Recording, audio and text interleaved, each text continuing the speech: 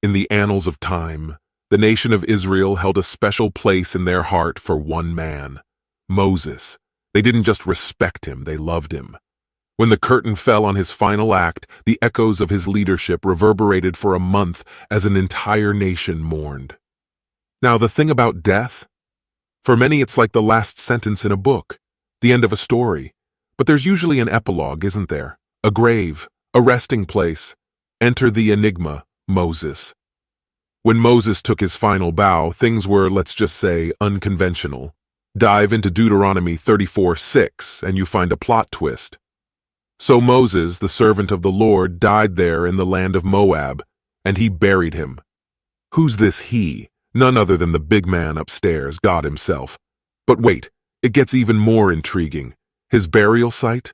Vanished. Off the map. But why? Enter the scene, the grand puppet master of malevolence, Satan.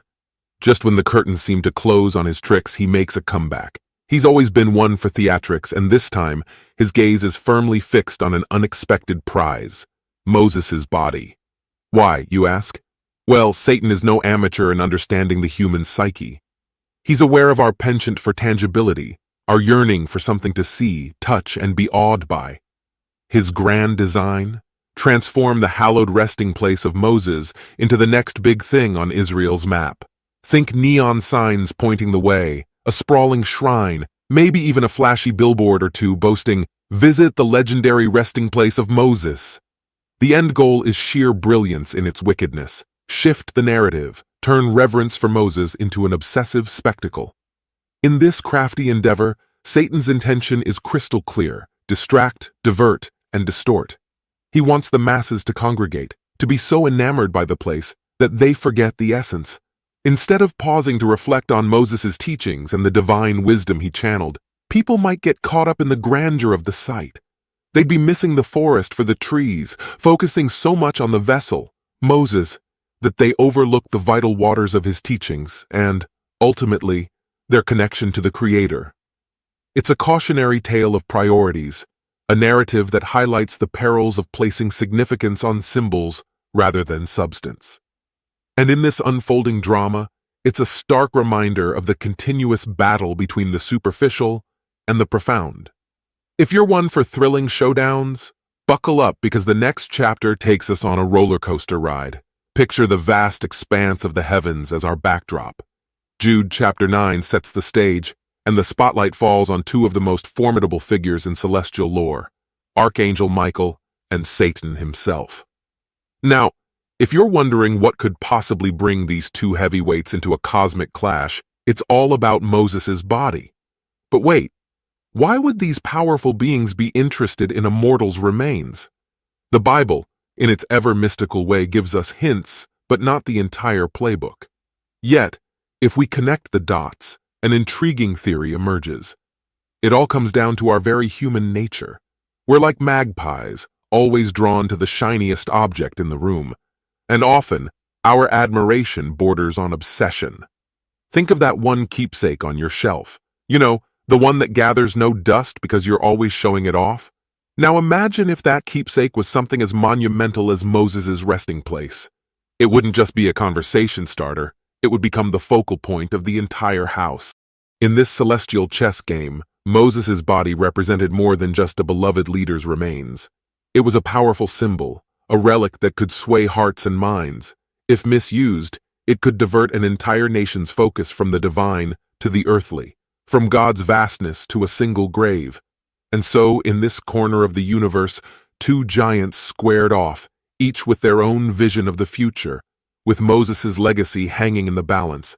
So as the cosmic winds roared and the stars bore witness, a battle of wills and wits played out. Who would emerge victorious? And what would it mean for the course of history? The story unravels as we delve deeper, revealing the profound lessons hidden within.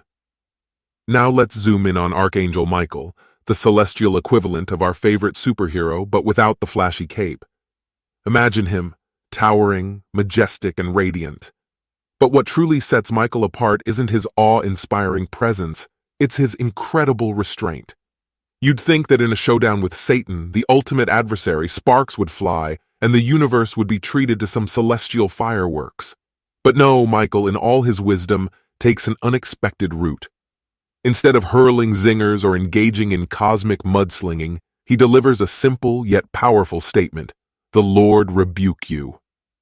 In layman's terms, he's saying, "Look, Satan, this isn't about you and me throwing punches. This is bigger. This is God's territory." It's almost like watching a seasoned boxer in the ring. He knows he has the power to throw a knockout punch, but he also understands the responsibility that comes with that power.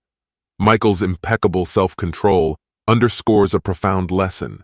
Just because you can react doesn't mean you should. It's not about proving who's stronger, but about understanding the bigger picture. And that's food for thought for all of us, isn't it? If an archangel with all his might and majesty can pause and choose restraint over reaction, shouldn't we, in our everyday squabbles, sometimes do the same? It's a moment of reflection, a gentle reminder that sometimes holding back is the true mark of strength. So next time you find yourself in a tight spot, channel a little bit of Archangel Michael, and remember, it's not always about the battle, but about the war you're trying to win. So what's the takeaway from this whirlwind story? In this cosmic game of chess, every move has profound implications, and every player has a strategy. On one side, we have Satan, the master manipulator, always plotting, always seeking opportunities. His latest scheme: transform Moses' grave into the ultimate spiritual decoy. By turning this sacred site into a divine sideshow, he aimed to divert mankind's attention, drawing their gaze and reverence away from God and onto the physical. It's like focusing on the frame and entirely missing the masterpiece within. But God, with his infinite wisdom, was several moves ahead.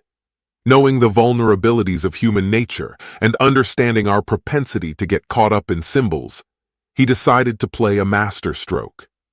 Enter Archangel Michael, heaven's top-tier defender, the one you call when things get real. God's mandate for him was clear: ensure that Moses' final resting place remains a secret. By keeping the location under wraps, God was making sure humanity stayed on course, cherishing the teachings, and not just the teacher. In this intricate dance between divine strategy and demonic ploys, the stakes couldn't be higher.